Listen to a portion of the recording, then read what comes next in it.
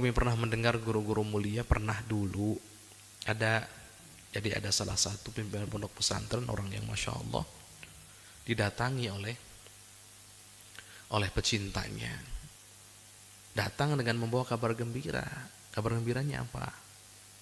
Beliau mau menyumbang pasir berapa truk begitu. Ngomongnya begini, yang mau nyumbangnya ini buat pos pesantren gitu aja. Ini buat pesantren. Tapi dibawanya ke rumah. Ya memang pesantrennya di sekitar situ. Beliau nggak terima. Kalau untuk saya silahkan turunkan di sini. Tapi kalau untuk pesantren sono. Ribet amat ya. Padahal orang baik sudah bawa pasir, ya tinggal turunkan saya selesai. Dan jaraknya juga dekat. Murid-muridnya tahu itu, kemudian beliau berkata setelah itu, beliau mengatakan, saya hanya takut satu butir pasir nempel di rumah saya, sedangkan itu punya pesantren. Nanti yaumul qiyamah hisab saya gimana? Allah. Dan dulu kami, ini cerita, ini kan forum, insya Allah ini forum mengaji nyantai di awal-awal. Kami cerita, kami pernah baca kitab dulu saat pesantren itu.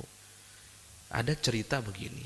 Ini banyak di kitab-kitab ulama-ulama kita ada cerita ini. Cerita tentang orang yang wirai luar biasa.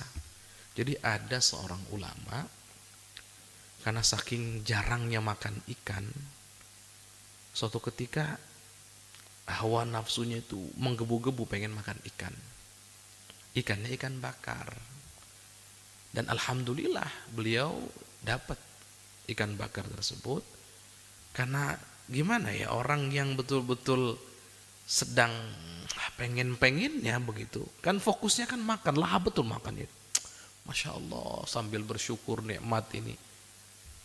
Cuma beliau lupa, tangannya itu kan, tangan ini kan kalau megang ikan kan ada amis-amisnya, ada lengket-lengketnya.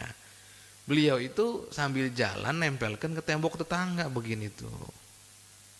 Tembok zaman dulu bukan tembok begini, temboknya tembok dari tanah. Dari tanah, murni tanah, dari tanah. Sehingga bisa untuk bersih-bersih. Kalau ditempelkan begitu, nggak akan ada bekas yang terlihat. Dan ya nggak akan ada yang terganggu. Cuman kan namanya tanah, pasirnya kan rontok kan. Hanya beberapa butir kan rontok.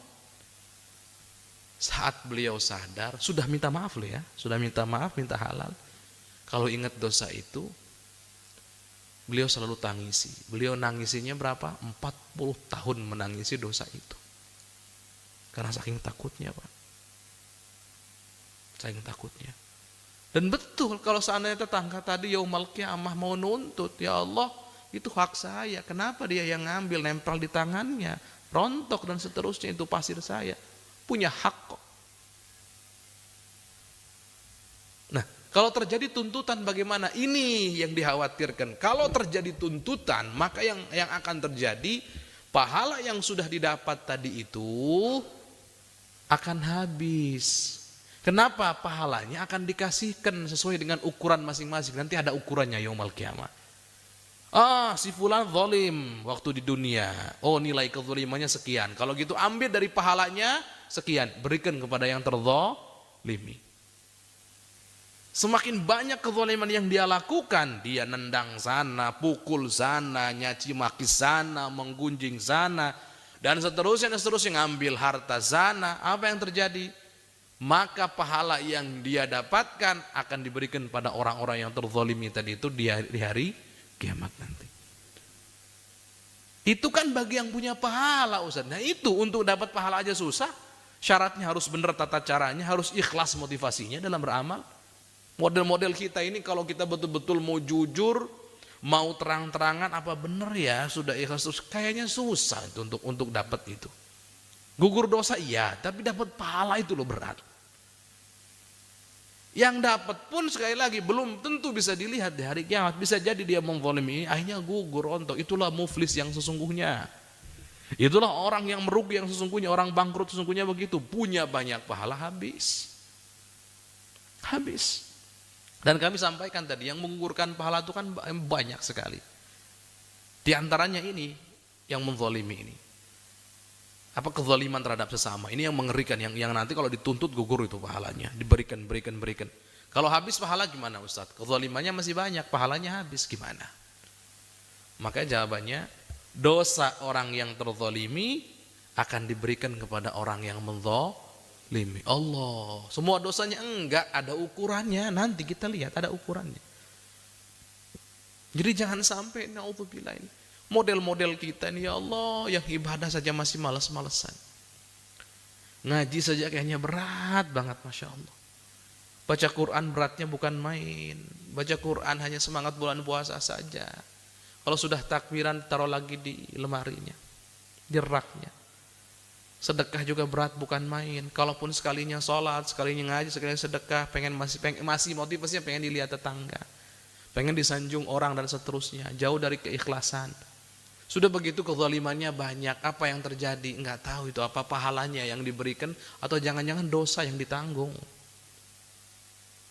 Ini kan yang mengerikan.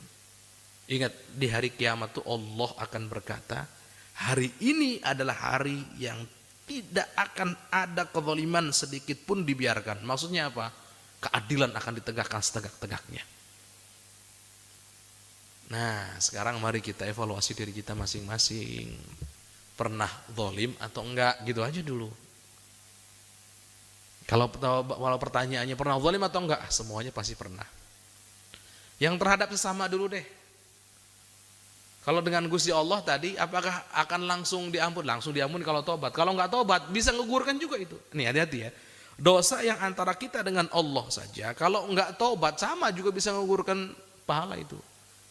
Apa diantaranya? Dalam sebuah hadis mengatakan, baginda Nabi, kanu idza khalau bi maharimillahi ta'ala intahakuha. Ada kelompok orang yang kalau mereka sendirian tapi di hadapannya ada yang haram dia lakukan.